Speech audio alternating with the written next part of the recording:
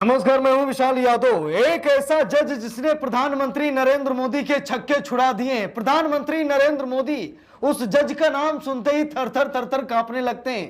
दोस्तों, आप लोगों की स्क्रीन पर एक चेहरा नजर आ रहा होगा। ये है जस्टिस अतुल श्रीधरन, और इनका नाम अगर कोई प्रधानमंत्री नरेंद्र मोदी के सामने ले ले तो प्रधानमंत्री नरेंद्र मोदी के माथे से पसीना आने लगता है। कारण यह है कि इस जज को दबाने के लिए प्रधानमंत्री नरेंद्र मोदी ने हर संभव प्रयास किया।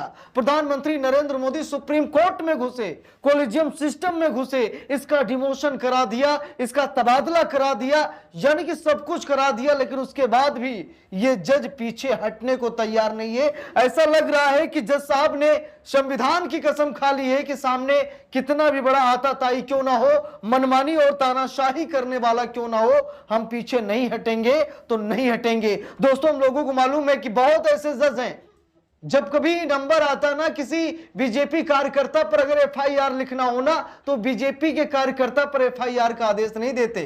ठीक है, ये सच्चाई है कि अभी पुलिस थाने में चले जाओ, किसी भाजपाई पर एफआईआर लिखा कर देखो, एफआईआर नहीं लिखी जाएगी। लेकिन इस जज को लाखों सलाम कि इसने मोदी सरकार में मंत्री पर एफआईआर का आदेश दिया और एफआईआर तुरंत रजिस्टर्ड हुई, यहां तक कि जांच भी शुरू हो गई। जेल जाने वाले थे, लेकिन वो तो अच्छा हुआ कि प्रधानमंत्री नरेंद्र मोदी ने जस्टिस अतुल श्रीधरन साहब का तबादला करा दिया। इनको मध्य प्रदेश हाई कोर्ट से लखनऊ इलाहाबाद हाई कोर्ट भेजा गया और इनका डिमोशन कर दिया गया।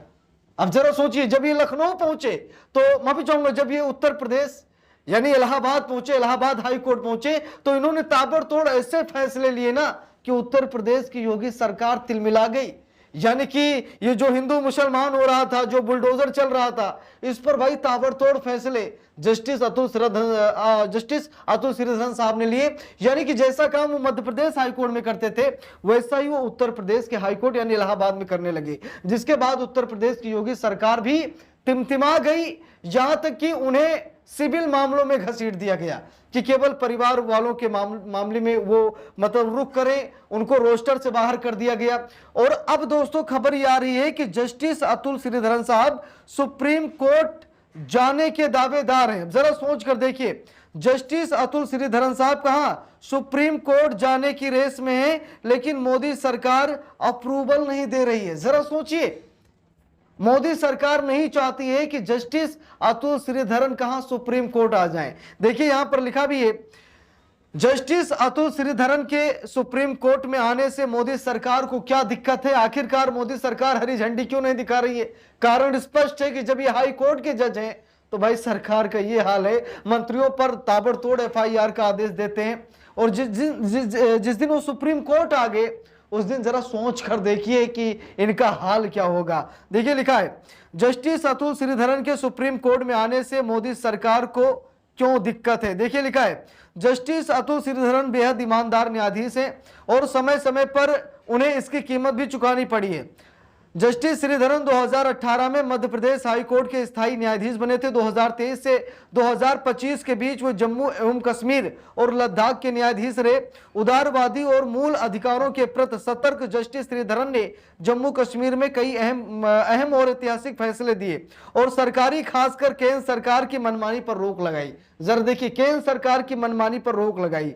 एक अहम मामला 22 साल के शहजाद अहमद पल्ला का है, जिसे 8 अप्रैल 2022 को पुलवामा पुलिस ने गिरफ्तार किया और फिर उसी दिन उसके खिलाफ Jammu Kashmir public safety act यानी 1978 पीएस से लगाकर के निवारक हिरासत में ले लिया गया। उस पर कट्टरपंथी होने का आरोप भी लगाया गया और कहा गया कि वो राज्य के लिए खतरा है।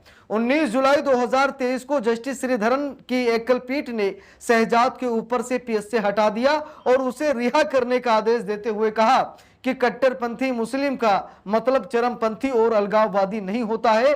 सोचने वाली बात यह है कि उन लोगों को जस्टिस श्रीधरन का फैसला अच्छा तो नहीं लगा होगा जिन्हें हर मुस्लिम आतंकवादी नजर आता है।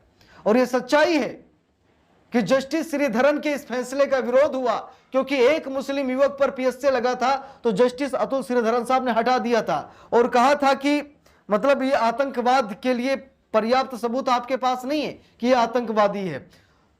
और दोस्तों, बात सिर्फ यही नहीं है, जस्टिस अतुल श्रीधरन का मामला कुछ ऐसी ही आशंकाओं को जन्म दे रहा है।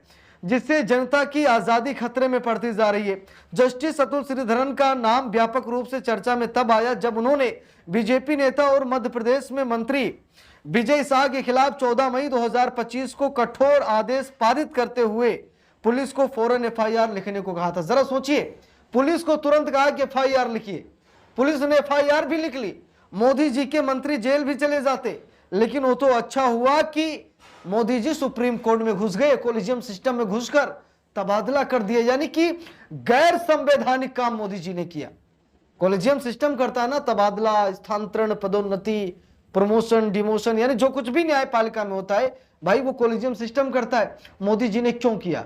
मोदी जी को ऐसा लगा कि हमारा मंत्री जेल चला जाएगा, कर्नल सोफिया कुरैशी पर टिप्पणी की है, आतंकवादियों की बहन बताया है, भाई देशद्रोह लग जाएगा, लंबे समय के लिए निपट जाएगा। इसलिए मोदी जी ने क्या किया कि अपने मंत्री को बचाने के लिए जस्टिस अतुल श्रीधरन साहब का तबादला, वो भी डिमोशन के आधार पर, यानी जिस पद पर वहां थे मध्य प्रदेश हाईकोर्ट में, उस पद पर भी बरकरार नहीं रखा गया, उन्हें इलाहाबाद हाईकोर्ट भेज दिया गया, डिमोशन कर दिया गया।